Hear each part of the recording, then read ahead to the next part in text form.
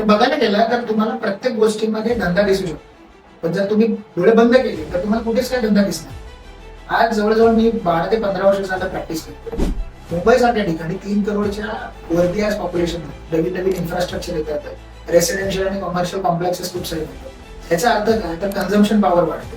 म्हणजे consumption power वाढते म्हणजे इथे नेमका धंदा आहे, पण तो तुम्हाला बघता आला पाहिजे. आज या एवढ्या याच्यामध्ये एक समजतं की युथ खूप बेरोजगार होत चालले, पण जर त्या युथने जर प्रॉपर पद्धतीने जर आयडेंटिफाय केलं की आपल्याला नेमका धंदा कुठे आहे, काय आहे, बऱ्याचशा गोष्टींमध्ये हा धंदा दिसतो, तर तो बघता आला पाहिजे.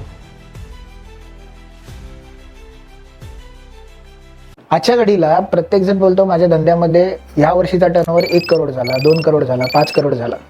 पण सगळ्यात महत्त्वाचं आहे की त्या टर्नओव्हर बरोबर तुमच्या कंपनीमध्ये नफा आहे का, प्रॉफिट्स आहे का.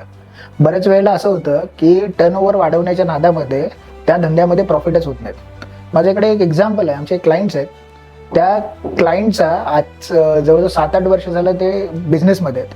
हे 8 वर्षामध्ये आत्ताच्या घडीला त्यांचा टर्नओव्हर 4 करोडचा आहे, पण त्यांच्या धंद्यामधला प्रॉफिट हा हार्डली 4 ते 5 लाखाचा आहे.